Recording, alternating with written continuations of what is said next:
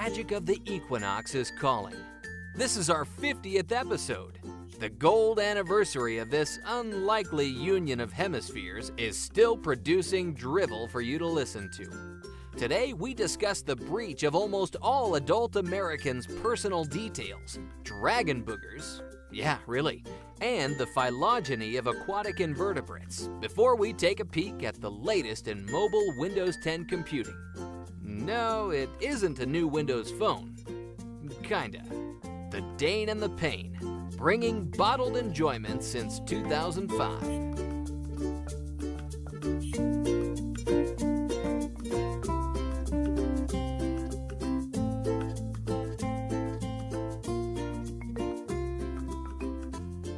This is The Dane and the Pain, the show that finds enjoyment in obsolete technology and is currently on a voyage to circumnavigate Uranus.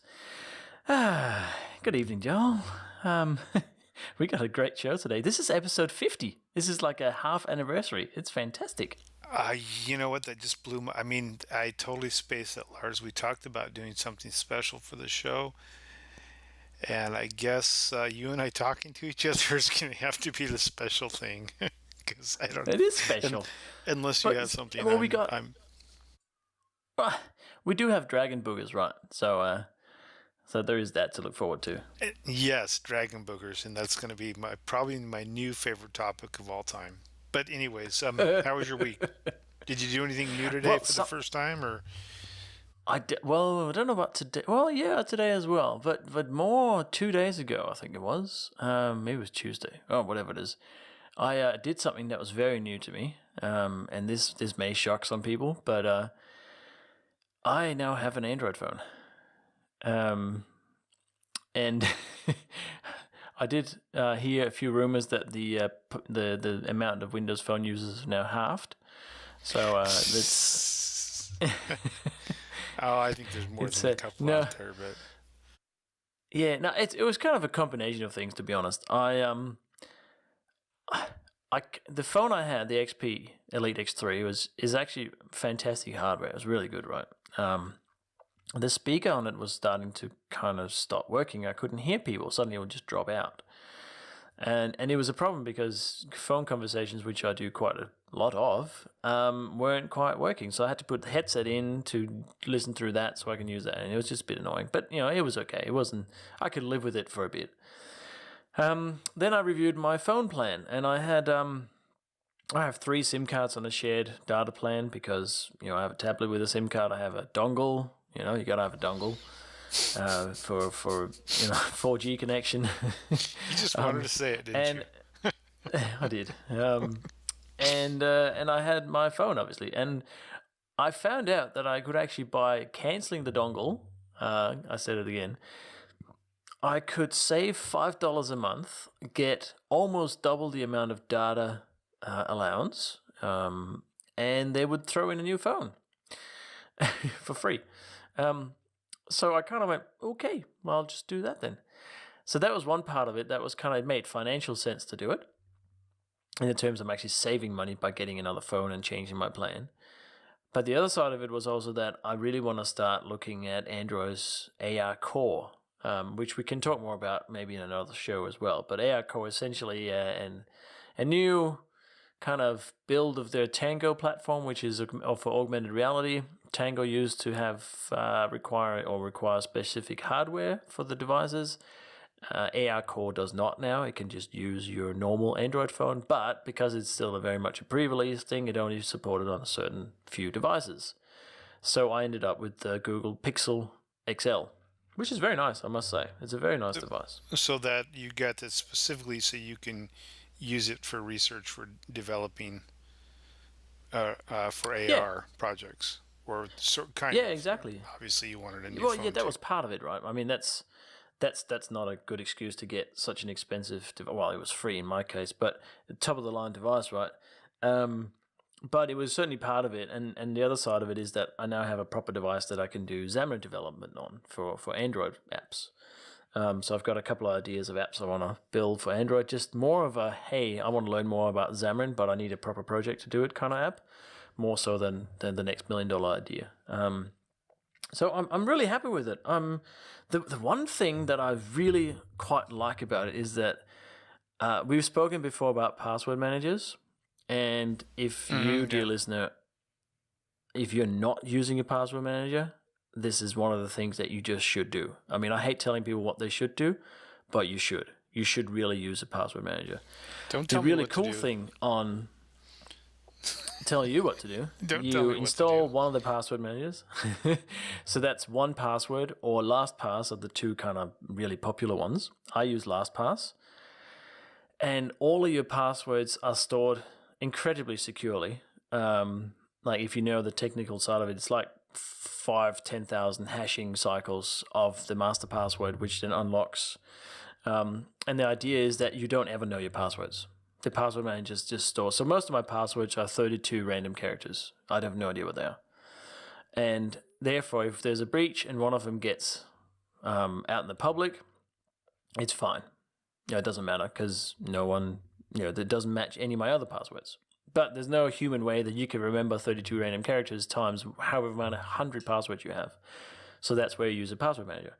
Now, the really cool thing, what really was kind of a little bit cumbersome on the Windows phone was that, yes, you could get the app and it worked just fine, but you had to open the app, go in, log in with your master password, then you had to search for the password you needed, then you had to copy it, then you had to open up the other app and then paste it in there to get the password in there.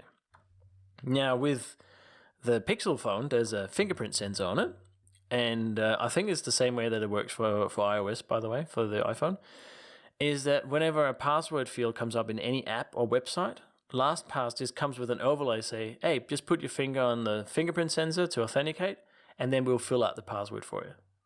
It is so smooth. Huh. That, to me, is a massive win. And so you're doing enough stuff on the phone that requires, a password that you think that's worthwhile. Oh, yeah. Oh, it's like just say something like your banking, right? You don't ever want to have your banking session stored on the phone for whatever reason, right? So every time I close the banking app, it'll kill the session, right?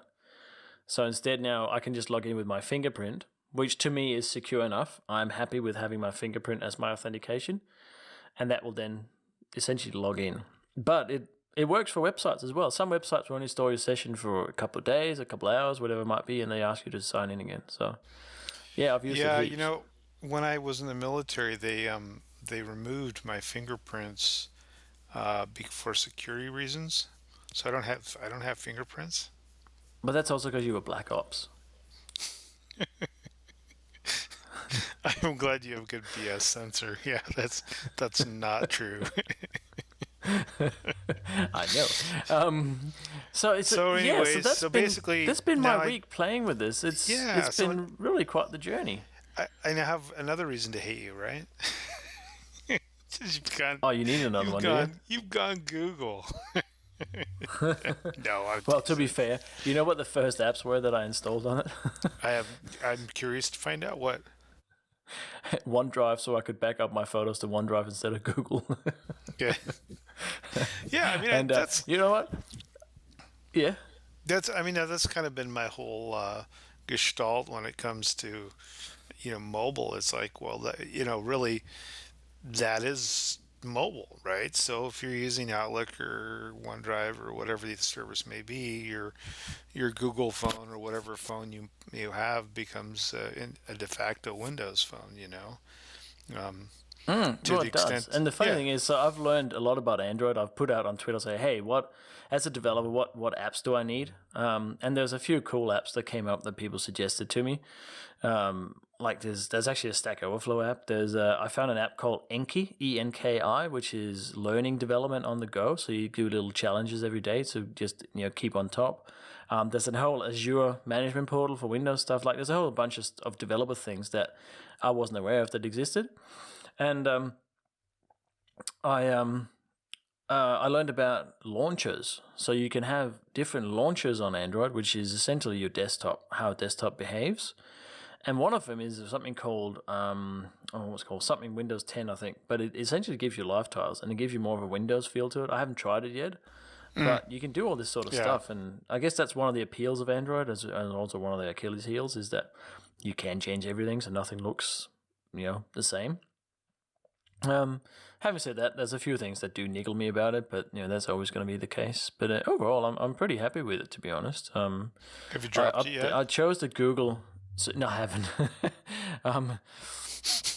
I also chose the Google because I've done a couple of presentations on the disparity of actually being a developer for Xamarin and Android and having to test 24,000 different devices, which is impossible. So I chose a Google device because I know it's going to keep being updated with the latest Android. Whereas if you buy pretty much any other device, they just don't bother. They'll just build a new device that you have to buy to get the next version of it, which is why Android is such a mess when it comes to OS versions, and iOS is beautiful.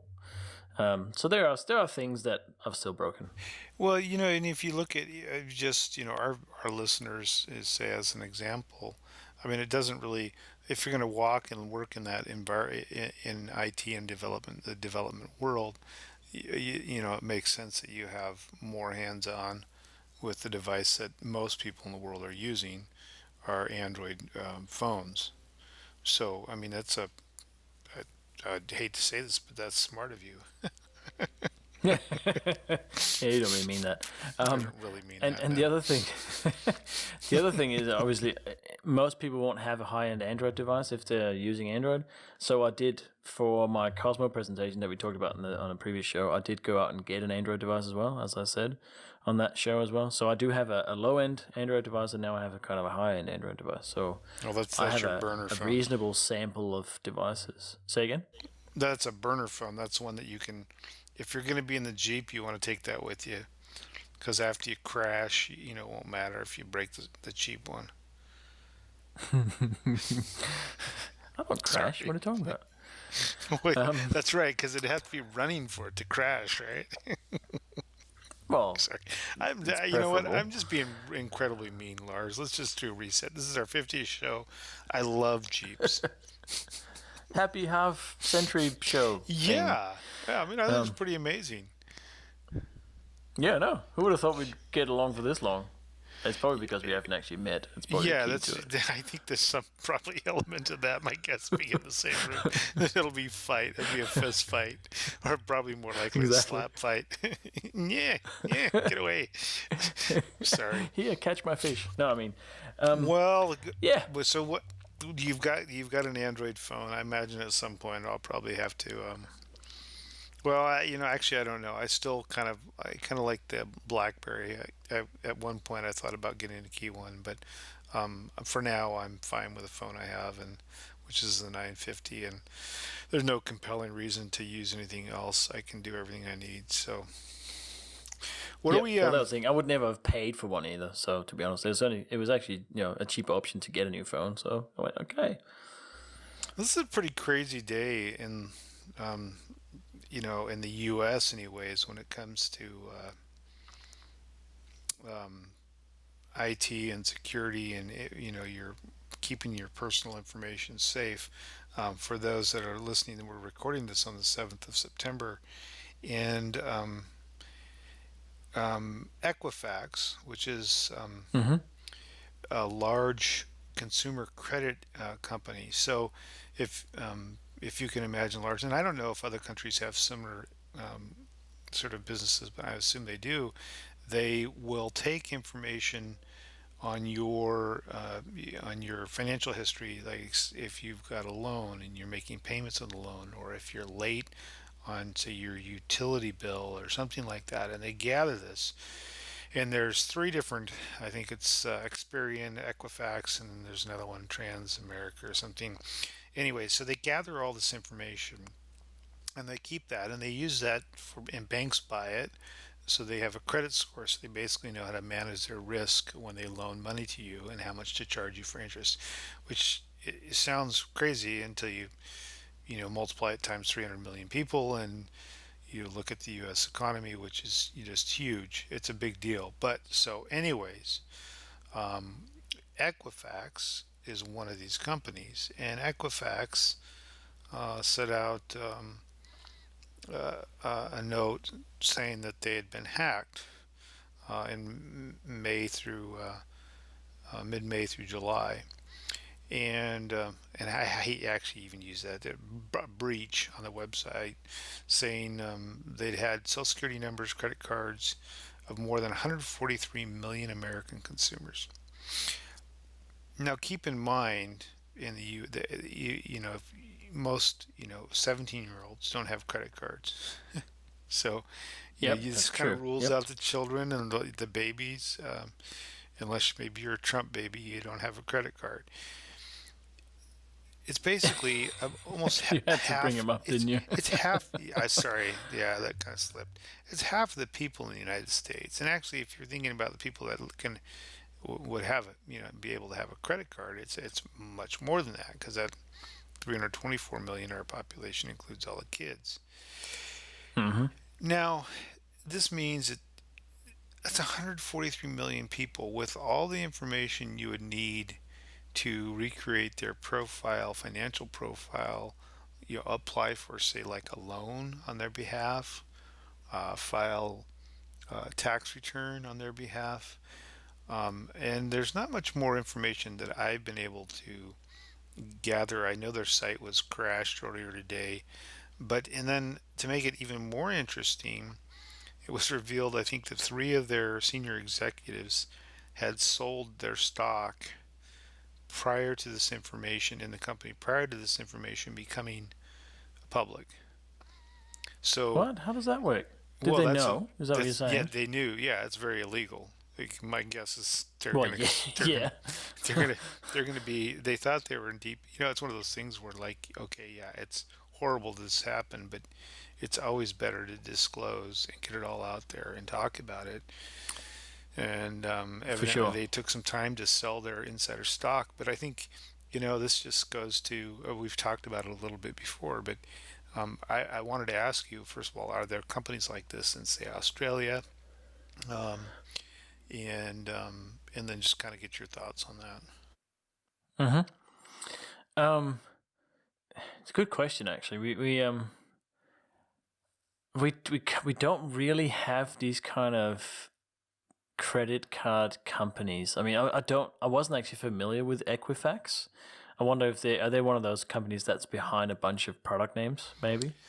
No, so there's was Experience, Equifax, and TransUnion are all companies that do the same thing in the States, where they gather this information on consumers and then they report it back, or banks and lending institutions buy the information from them to create a score, so a profile on you, and it would tell, they would look at Lars Clint and the businesses and the loans you've had in your life and your significant other, and then they would create a number that would indicate to a bank what percentage of interest rate they should charge you, what is the risk of Mm-hmm. lending to you.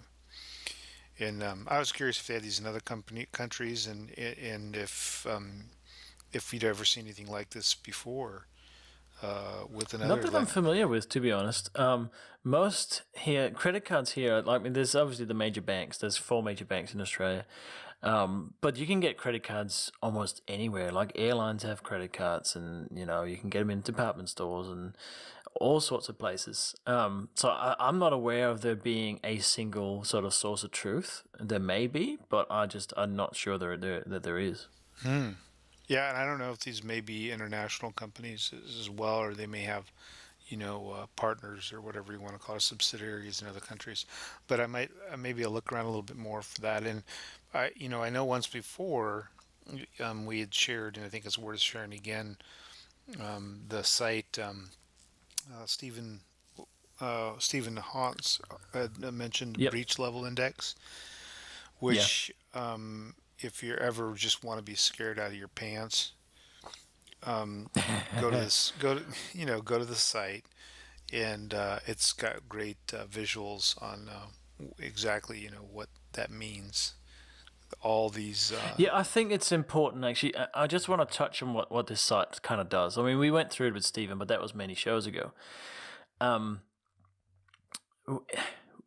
Companies are going to get breached, right? It's like you should have the attitude. This is kind of what I tell clients if I do any sort of review of their infrastructure.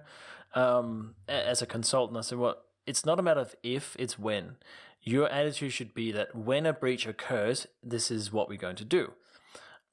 And in this case, what this breach level index is saying is that of these breaches that they're aware of since 2013, there's 9 billion records, so a fair few, more than one per person in the world.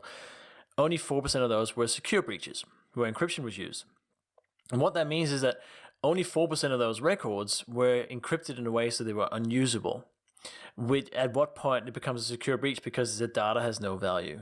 So in this case, if Equifax, what were they called again? Equifax, used Equifax. If they'd used encryption on the data, so say they had encrypted the data in the database. We're not just talking passwords, which are usually hashed, which is not the same as encryption, by the way.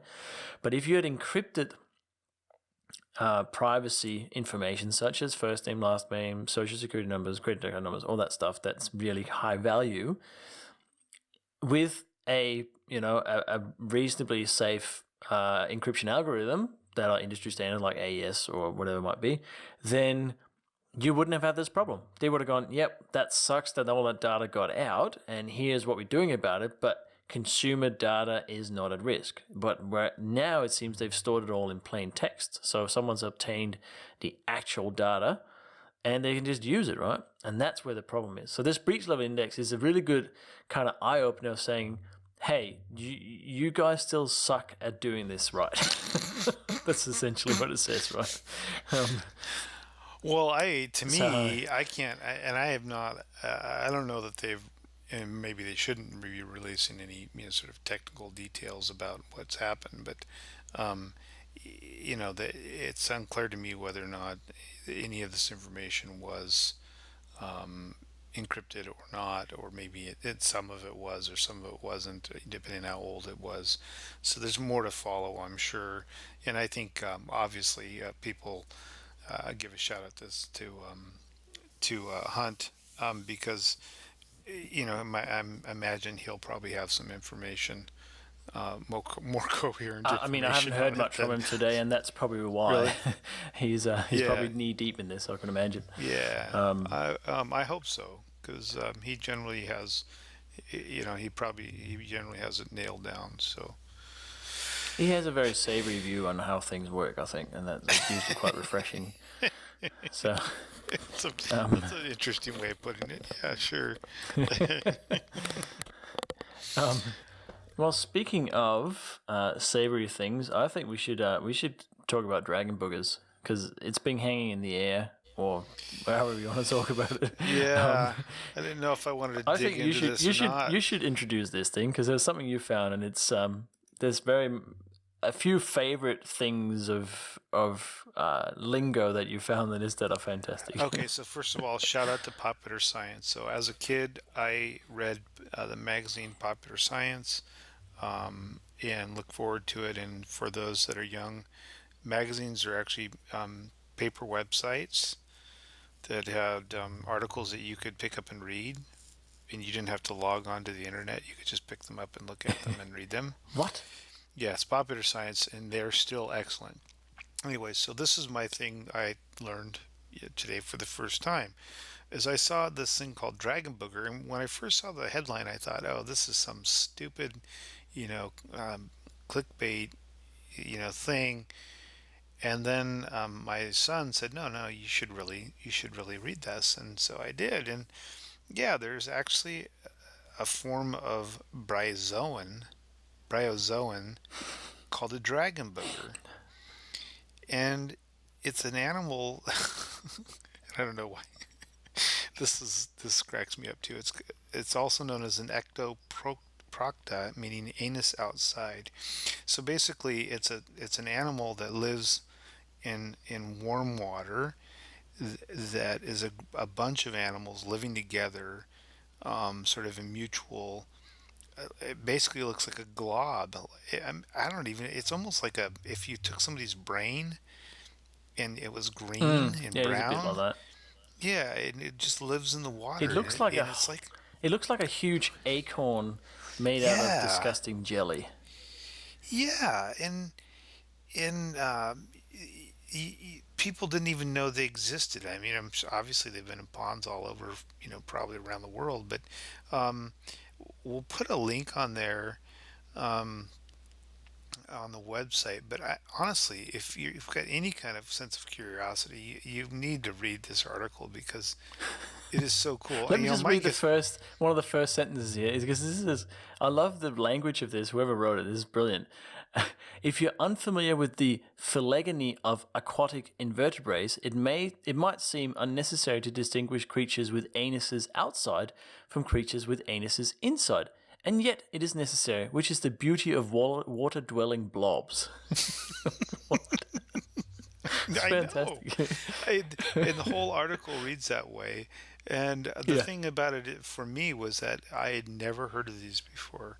I'd never heard of this. I mean, I think, I like to think that I'm not I don't live in a hole. But it was completely new to me and almost otherworldly. I mean, it looks like something out of a science fiction movie. Um, and I don't know what that has to do with technology or anything else, but I know at one point in time we were talking about, or at least I was talking about, do something or learn something today for the first time, something new. And so I thought this is the thing new that I learned today, and I thought it's fun to bring up because it's called the dragon booger. Yeah, and it does say here it has the texture of 3-day-old jello, a bit firm but gelatinous. Yum. And there's a video as well, dear listeners. There is a video as well, so for all your viewing pleasure, you can see the dragon booger as well. And yeah. All the things we found on the interwebs. It's fantastic. Yeah, talking dolphins and dragon boogers. Now, I think we probably picked that one to death.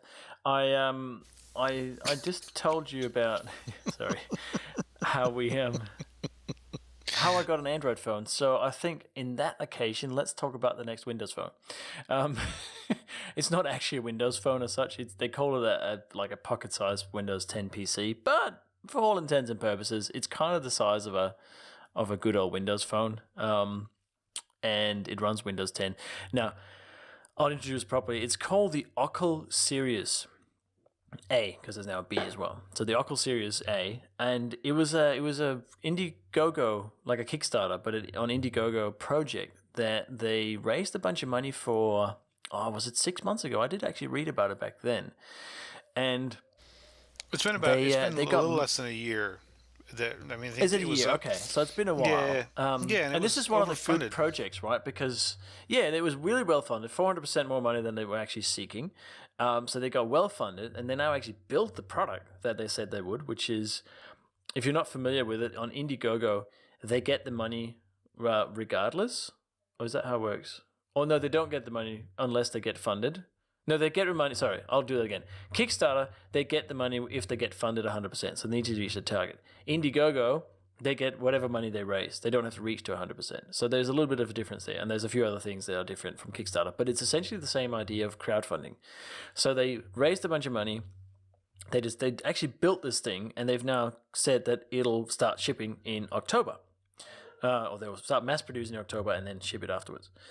And it's quite neat. I really quite like it. I wouldn't say it's particularly aesthetically pleasing. It's not. It looks like a door wedge of some sort. It's what does. It's probably designed by engineers, not by Apple. But having said that, it does have a full touch screen. It's probably the size. I don't know what's the size of it. Let me just see if I can find the stats here on it. It looks like it's like 4x5 or something, or 3x5. Yeah, it's a 6-inch display. It's like a phablet. It's a large smartphone size. You can hold it in your palm of your hand, unless you're Donald Trump. And it has 2 USB outputs, USB 3. It has 1 USB Type C. It has still, we were talking about this before the show, for reasons unknown to me, that it has a LAN port. It has an RJ45 port. I don't understand why I would need that. Anyway, then it has a display port, like a normal large display port, and a HDMI port, and a power socket, of course. So it's quite well equipped. And it has all of this in this little tiny package, hence they call it a mini PC. And then it runs full Windows 10. So it's quite good. And just a few more of the specs, just so we know what we're dealing with. It's an Intel Atom, which is not that terribly impressive, but it's quad core and it probably is quite battery efficient. It has either 64 gig or 128 gigabyte storage, depending on whether you go with Series A or Series A Pro. And it has 4 gigs of RAM or 8 gigs of RAM. No, but that storage is via SD, right? Or is that actually is it on board? I don't know. Oh no, I don't know enough about hardware. I thought it was on board. Yeah, I think. Oh, I did. No, you're right. It's got either 64 or 128, and then you can expand it by 128 with the SD. Yep, I'm just kind of looking through the and different versions here. It has.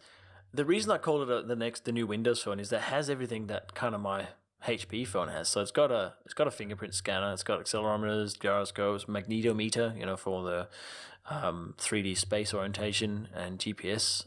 It has front-facing camera. It's got microphone. It's got speakers.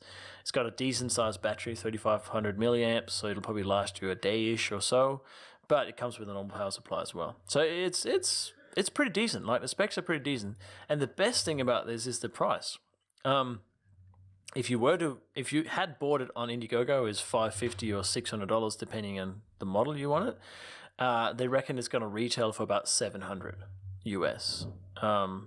Is the way I read it, but that could change. It hasn't officially been confirmed, as far as I know. Yeah, I'm trying to think of the use case, and then if they've got 600,000 or whatever dollars, that they probably are able to produce 50 or 100,000 of these, something along those lines, or maybe that's ambitious, but I think I'm looking to see, this doesn't have you could do Skype calls on it, but you couldn't use it through a 4G or something. It doesn't have a SIM card, so you really couldn't use it as a phone. No, this is true. It doesn't have a SIM card. So it is a PC in that sense. I just called it a smartphone or Windows phone because it's the same size. Yeah, I'm just kind of wondering. I mean, it's so powerful. It's like, well, why don't they just pop that in there? Because the value I would see in this is for someone who is in sales, or someone who has to manage or use other equipment in presentations and that, because it's got so many ports. It seems like it could be pretty useful. One of the things that I would always worry about with something that, the first run of anything like this, is just quality. And I remember the Eve devices, we talked about that at once. They put out a tablet and are putting out a Surface-like device now. But their first run, the quality was, definitely had some issues, and that would be my major concern. That price point is pretty interesting too. It's yeah, I don't know. I mean, obviously they've done some market research and have an idea about where they want to sell this or sell it to. It seems like it would be a good sort of complementary device for a company that sold sort of this telecommunications equipment. Stuff like the Surface Hub, to go along with something like that. I mean, I think so. And they've announced the second product as well, which is called the Series B, which is a mini computer, it looks like a power pack. So there's no screen on it. It's much less powered, but it is meant to be your kind of PC on the move. So you hook a screen and a keyboard into it and a mouse, and away you go. So there's an interesting, and that'll probably be even cheaper. Like, it would be much more accessible. It's only 32 gigs of memory and 2 gigs of RAM, and that, it's a much simpler device, I think. But that might also be a good plan to have that. Yeah, I just think it's always interesting to see what people these companies can come up with outside of Microsoft's development, because Oh yeah. they've done so much of their own hardware work.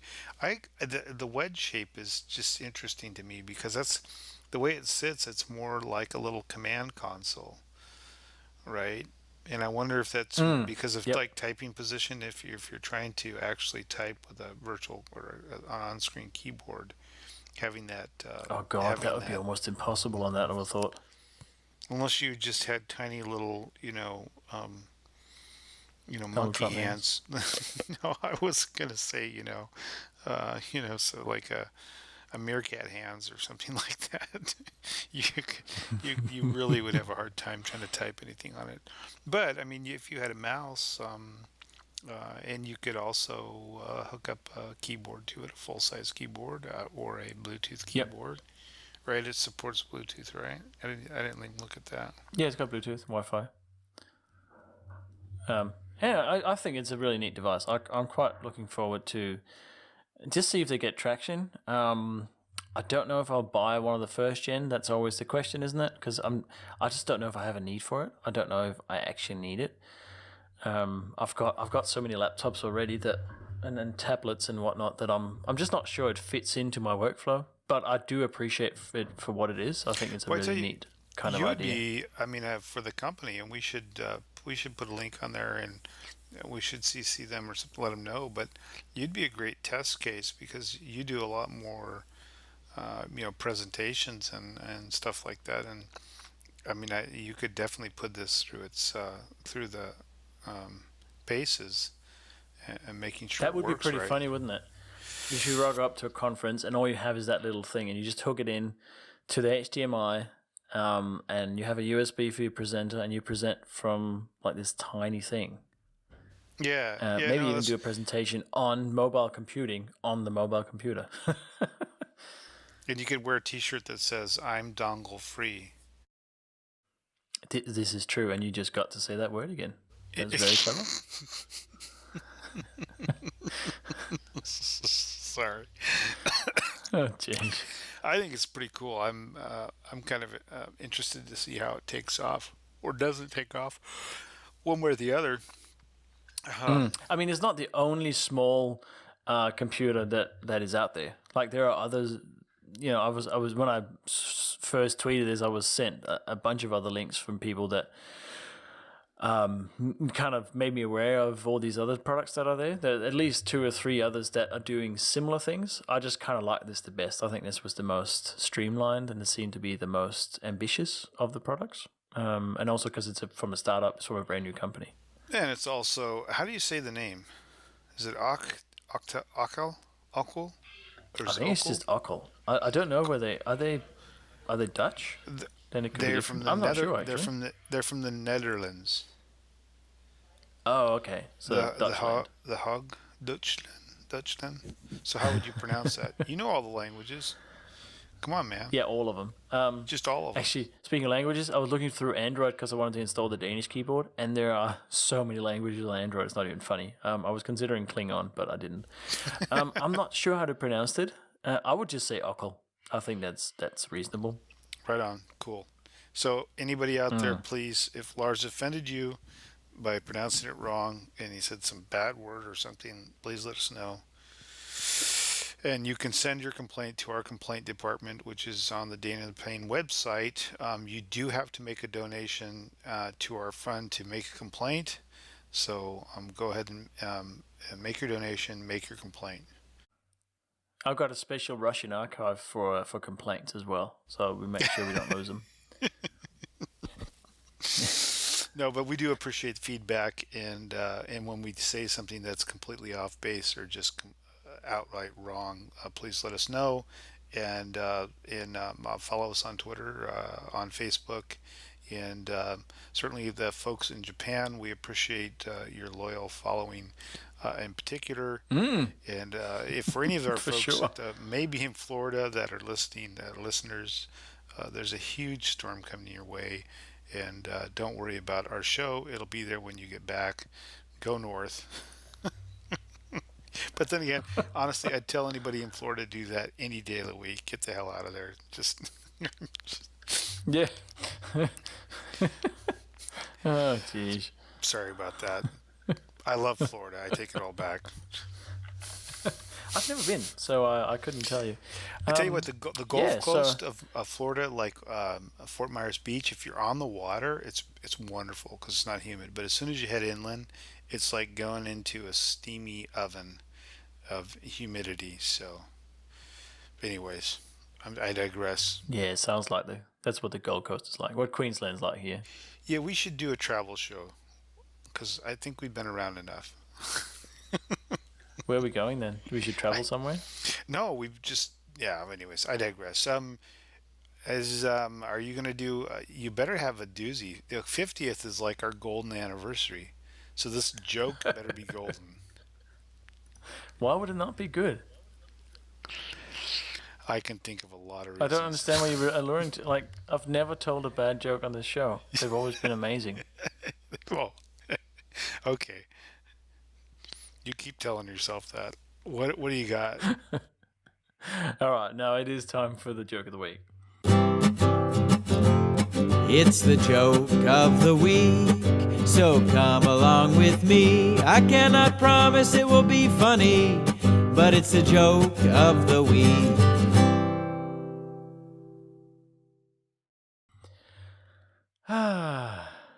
So,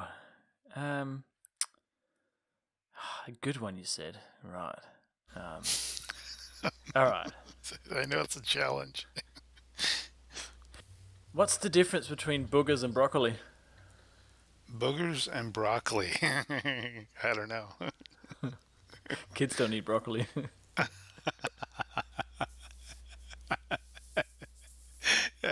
No, I like that actually. Having lots of kids around, and Ann teaches kindergarten kids, which are 5, 6 year olds.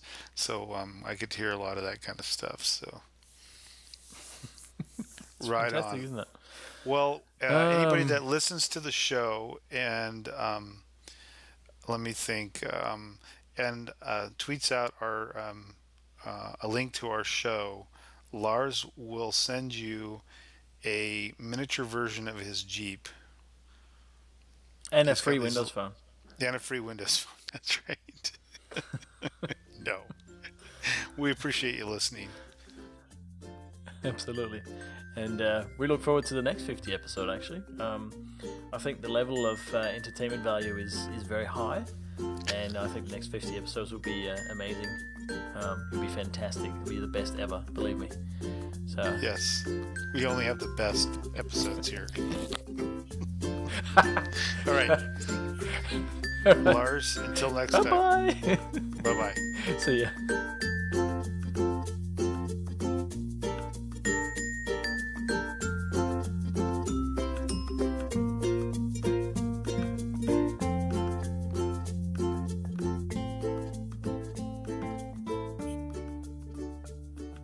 Thank you for listening in on another episode of The Dane and the Pain.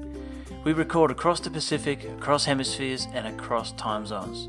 You can find us on www.daneandthepain.com. Our Twitter handle is Dane_Pain, and we are The Dane and the Pain on YouTube and Facebook. We're also on your favorite podcast app, including iTunes, and please join our fan club by clicking the Register Now button on our website to know about upcoming shows and any free stuff we may have to share. See you next time on The Dane and the Pain.